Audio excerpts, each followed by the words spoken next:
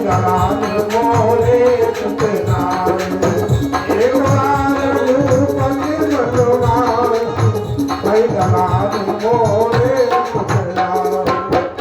तीसरा कारण देखिए, एक बार प्रातःकाल का समय है और राजा दशरथ शिकार खेलने के लिए घोड़े पर बैठ के निकले हैं और एक तेल बेचने वाली और एक तेल बेचने वाला अपने घर से निकला। राजा पर उसकी निगाह पड़ गई और तुम जानते हो ये जो महिलाएं होती है ना, इनमें एक खासियत होती, बहुत बढ़िया होती है। खासियत है माने ब्रह्मा भी खड़े हो, इनके मुंह में अगर बात आएगी तो वो बात कहेंगी। राजा को देख करके उसने अपने पति से कहा, तेल बिक गया, चलो। बोला क्यों? बोले आज सवेरे सवेरे निर्वंशिया का मुंह देख लिया है। ऐसा नहीं था कि राजा दशरथ के कोई संतान नहीं थी। इसी भागवत में श्लोक आता है, शांता नाम कन्या वेजी जनक। उनके एक कन्या थी जिसका नाम शांता था। लंबी कथा है इसलिए नहीं सुना हुआ।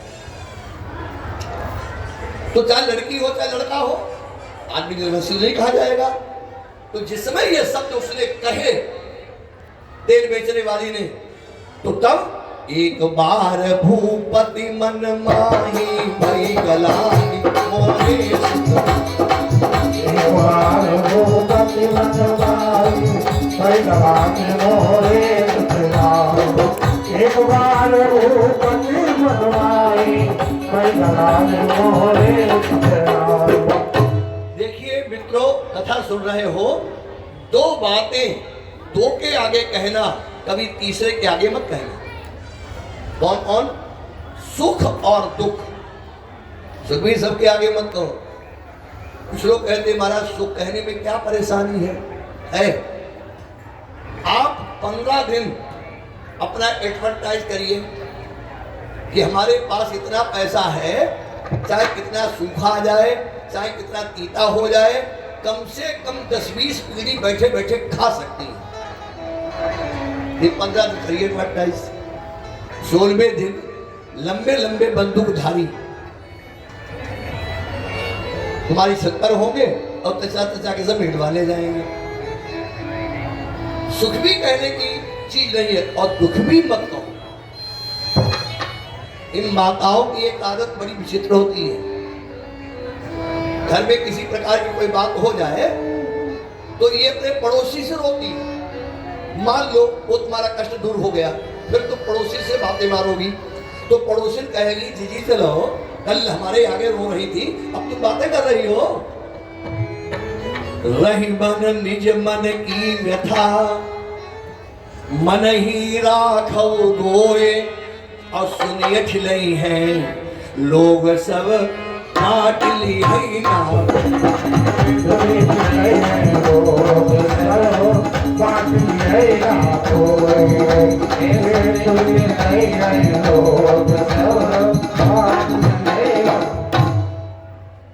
अगर पानी बरस रहा है तो मेला तो देख नहीं पाओगे, और खड़े खड़े क्यों परेशान हो रहे हैं? कुर्सियां परी आराम से बैठ जाओ, जब पानी बंद हो जाए तो चले जाना, अगर राम चल की जाए। एक बार बोलना पड़ेगा, बोलिए पवन सुत हनुमान की जय हो। तो देखो आज दो बातें दो के आगे कहो, ये तो भगवान के आगे कहो या फिर अपने गुरु महाराज के आगे कहो। गुरु महाराज से कहोगे तो कोई वो रास्ता तुम्हें दिखाएगा कि भाई ऐसे चलिए तो ये काम बन जाएगा तुम्हारा, या फिर भगवान के आगे रोइए, भगवान बड़ा दयालु है, जरूर काम बनेगा। अगर तुमने हृदय से आंसू बहाए हैं दोस्त, तो ऐसा नहीं कि परमात्मा नहीं देख रहा है, क्योंकि परमात्मा बाहर तो है ही नहीं, परमात्मा तो अंदर ही बैठा हुआ है, तो सब देख रहा है। तो कहाँ गए दशरथ जी? बोले गुरु ग्रह तुरत गयो मही पाला, गुरु ग्रह तुरत गयो मही पाला, गुरु ग्रह तुरत गयो मही पाला, करण लागी करी विनय विशाला।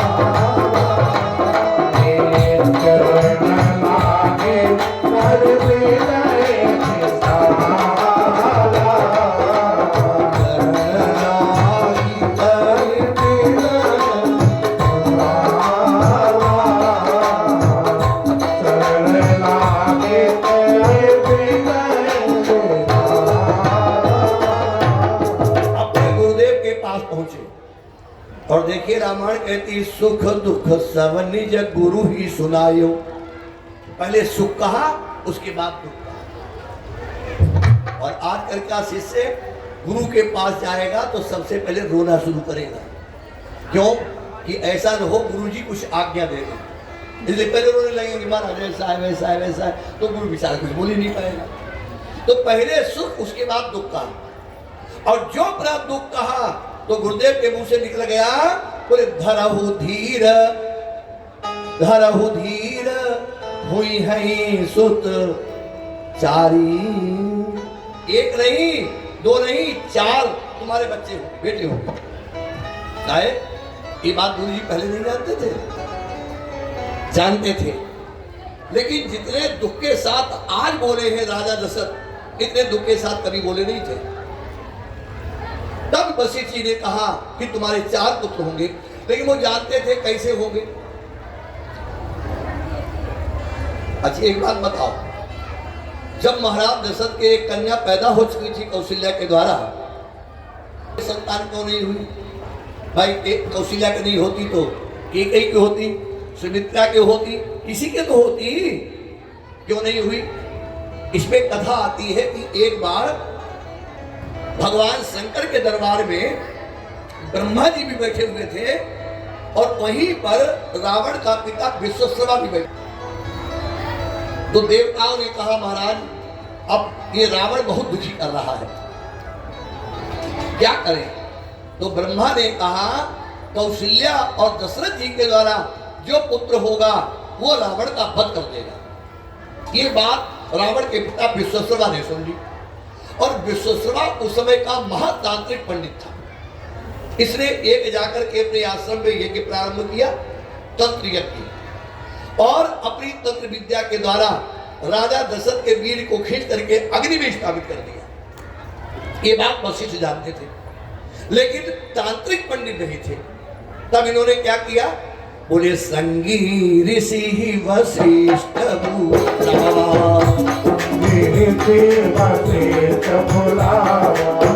संगी ऋषि वशिष्ठ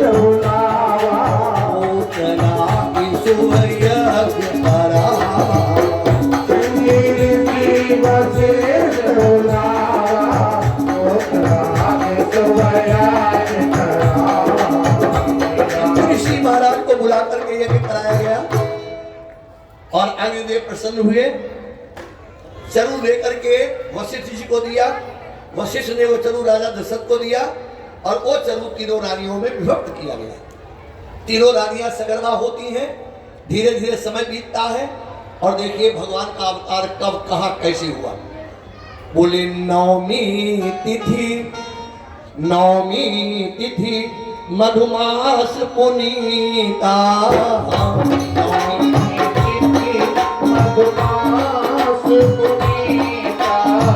शुक्ल पक्ष अभिजित हरि प्रीता,